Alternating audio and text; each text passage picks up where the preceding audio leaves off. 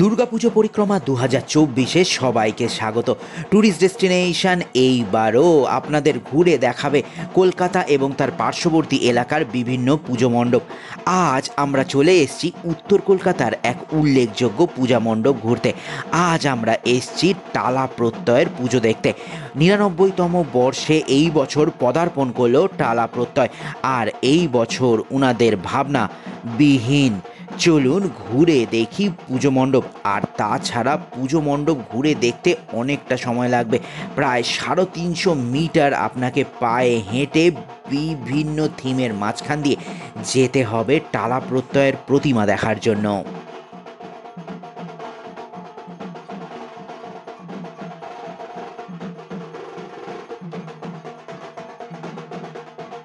Tourist destination চ্যানেলে সবাইকে স্বাগত। আমি ডক্টর মিঠুন। আজ যাব উত্তর কলকাতার অন্যতম সেরা ভাবনার পুজো দেখতে টালা প্রত্যয়। টালা প্রত্যয় আসবেন কি করে? মেট্রো করে চলে আসুন বেলগাছিয়া মেট্রো স্টেশনে, সেখান থেকে টালা পার্কের বাস দিয়ে চলে আসুন টালা প্রত্যয়ে খুব সহজে। পায়ে হেঁটে মেট্রো স্টেশন থেকে বড় জোর 5 মিনিট মতন সময় লাগবে। আমরাও এখন চলে এসেছি টালা প্রত্যয়ে।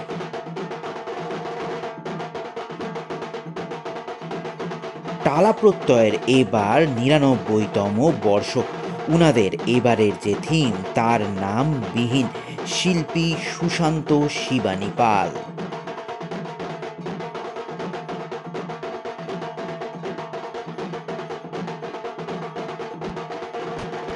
পুরো মণ্ডপে সুন্দর আলোকসজ্জা, সুন্দর ভাবনার চিন্তা আপনারা দেখতে পাবেন।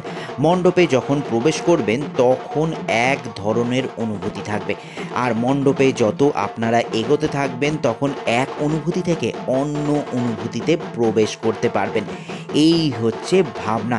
আলো আঁধারি পরিবেশে এই মণ্ডপ দেখতে কিন্তু অপূর্ব লাগবে, আর অনুভব করবেন অনেক কিছু।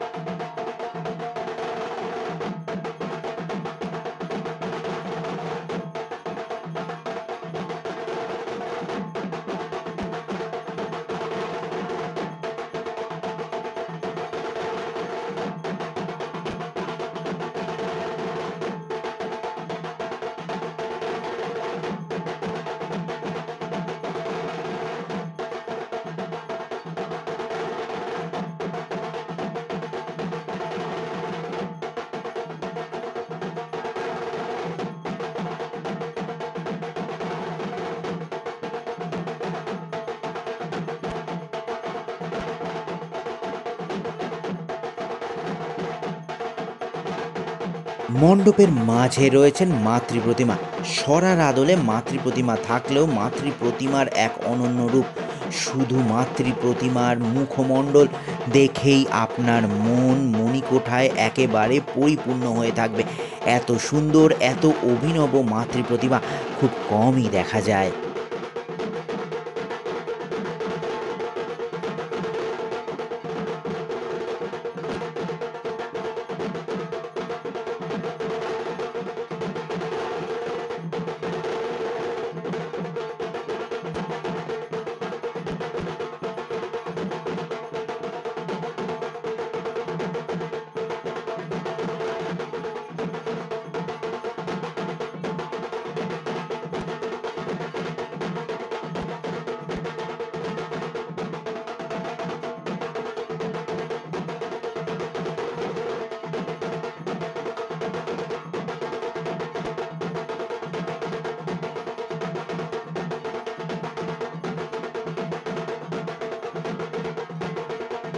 টালা প্রত্যয়ের পুজো দেখে কেমন লাগলো আমাদের অবশ্যই কমেন্ট করে জানান। কোন মাতৃ প্রতিমা, কোন পুজো মণ্ডপ বেশি ভালো লাগছে তাও জানাতে ভুলবেন না।